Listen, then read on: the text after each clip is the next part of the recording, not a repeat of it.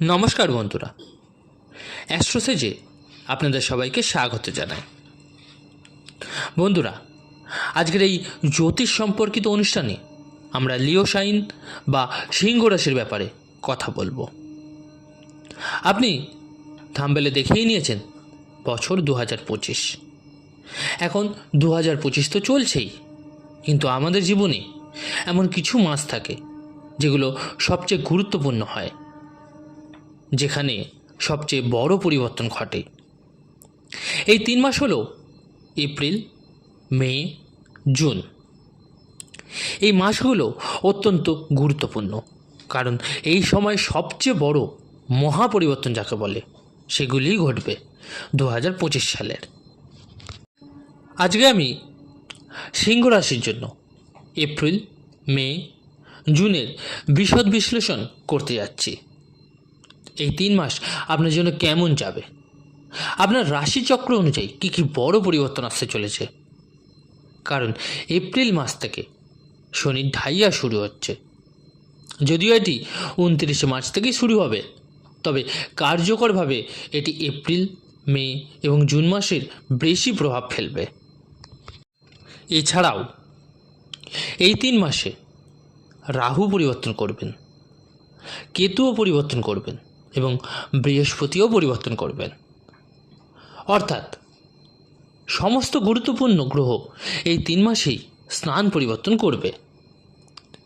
তাই আপনাকে সম্পূর্ণ বিস্তারিতভাবে বুঝিয়ে দেব, যাতে আপনি জানতে পারেন এই সময়ের আপনার জন্য কেমন যাবে।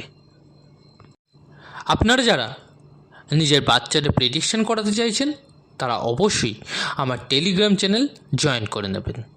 লিঙ্কটা ভিডিও ডেসক্রিপশানে পেয়ে যাবেন।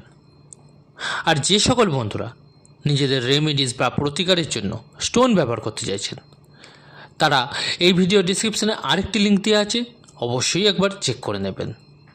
নেওয়া না নেওয়াটা সম্পূর্ণ আপনার উপর, কিন্তু কী ধরনের জিনিস আমি নিতে ব্যবহার করতে বলছি আপনাদের, সেটা একবার দেখে নেবেন। বন্ধুরা, আজকের এই ভিডিওটি আপনার জন্মরাশি বা চন্দ্ররাশির ভিত্তিতে তৈরি বিশ্লেষণ।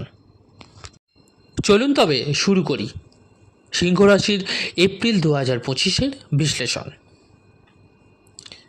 আপনার দ্বিতীয় ঘরে কেতু অবস্থান করছে। অষ্টম ঘরে অর্থাৎ 8th হাউসে রয়েছে সূর্য, বুধ, শনি, শুক্র ও রাহু। এছাড়া দশম ঘরে বৃহস্পতি অবস্থান করছে, যা কর্মস্থানের ওপর প্রভাব ফেলছে। একই সাথে মঙ্গলও উপস্থিত থাকছে। অর্থাৎ আপনার অষ্টম ঘরে মোট 5টি গ্রহ কিন্তু অবস্থান করছে। এপ্রিল, মে, জুন এই 3 মাস কেমন যাবে? আপনার রাশির অধিপতি সূর্য বর্তমানে অষ্টম ঘরে অবস্থান করছে। তবে 14ই এপ্রিলের পর সূর্য অষ্টম ঘর থেকে বেরিয়ে মেষ রাশিতে প্রবেশ করবে এবং সেখানে উচ্চস্থান লাভ করবে। 14ই এপ্রিল থেকে 14ই মে পর্যন্ত সূর্য মেষ রাশিতে অবস্থান করবে। যখন প্রথম ঘরের সংযোগে নবম ঘরের সাথে হয়, এটি ভাগ্যস্থানের জন্য অত্যন্ত শুভ হয়। কারণ নবম ঘর ভাগ্যের হয় এবং ধর্মের হয়। প্রথম ঘর আত্মপরিচয়ের, আর নবম ঘর ভাগ্যের, উচ্চশিক্ষার এবং সৎকর্মের। যখন সূর্য নবম ঘরে প্রবেশ করবে, এটি সরকারি ক্ষেত্রে বা উচ্চশিক্ষায় শুভ কাজের জন্য অত্যন্ত উপকারী হবে। এরপর 15ই মে থেকে 14ই জুন পর্যন্ত কিন্তু সূর্য দশম ঘরে থাকবে, যা কর্মজীবনের জন্য শুভ ফলদায়ক। এই সময়ে চাকরি পাওয়ার সম্ভাবনা অত্যন্ত বেশি থাকবে, কারণ প্রথম ঘর থেকে দশম ঘরের সংযোগ ঘটবে, যা কর্মক্ষেত্রে উন্নতির লক্ষণ। এরপর 14ই জুন থেকে 14ই জুলাই পর্যন্ত সূর্য একাদশ ঘরে যাবে, যা লাভ, ইনকাম, ব্যবসা এবং সুনামের জন্য ভালো হয়।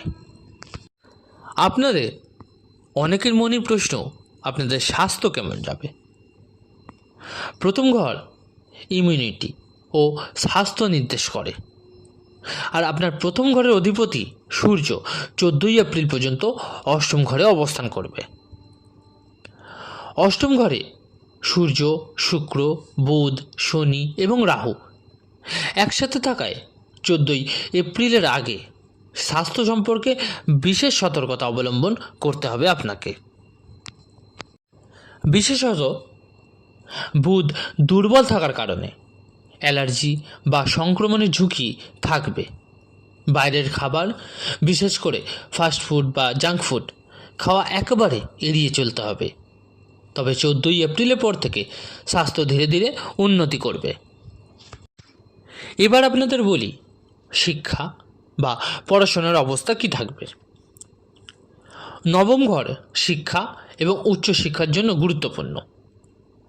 পঞ্চম ঘরের অধিপতি বৃহস্পতি 15ই মে থেকে দশম ঘরে প্রবেশ করবে এবং সপ্তম দৃষ্টিতে পঞ্চম ঘরকে দেখবে। এটি পড়াশোনার জন্য অত্যন্ত ভালো সময়। যদি কেউ উচ্চশিক্ষার পরিকল্পনা করে থাকেন তাহলে 15ই মের পরবর্তী সময় আপনার জন্য বিশেষ শুভ হবে। এবার বলি আপনাদের প্রেম ও সম্পর্ক কেমন যাবে। পঞ্চম ঘর প্রেম সম্পর্কিত বিষয় নির্দেশ করে। বৃহস্পতি যখন দশম ঘরে অবস্থান করবে তখন 15ই মে পরবর্তী সময় প্রেম জীবন উন্নতি করবে আপনার। যদি সম্পর্কের ক্ষেত্রে দূরত্ব বা মানসিক টানাপোড়েন থাকে তাহলে 15ই মের পরবর্তী সময় তা কমে একদমই চলে যাবে। তবে 15ই থেকে 20 এপ্রিল এই পর্যন্ত কিন্তু সন্দেহ ও ভুল বোঝাবুঝি এসব থেকে আপনাকে দূরে থাকতে হবে। আপনাদের বিবাহিত জীবন, সপ্তম ঘর বিবাহের স্থান, আর এর অধিপতি শনি বর্তমানে অষ্টম ঘরে অবস্থান করবে। এটি দাম্পত্য জীবনে কিছু চ্যালেঞ্জেস তৈরি করবে, বিশেষত 14ই এপ্রিলের আগে। জীবনসঙ্গীর স্বাস্থ্য বা পারস্পরিক সম্পর্কের প্রতি বিশেষ নজর দিতে হবে আপনাকে। এবার বলি শনির ঢাইয়ার কিছু প্রভাব। শনির ঢাইয়া শুরু হচ্ছে, যা দায়িত্ব এবং পরিশ্রমকে বৃদ্ধি করাবে। কর্মক্ষেত্রে প্রতিদ্বন্দ্বিতা বাড়াবে, তবে ধৈর্য রাখতে হবে আপনাকে। চাকরি পরিবর্তনের পরিকল্পনা থাকলে 14ই এপ্রিলের পরবর্তী সময় বেশি উপকারী হবে।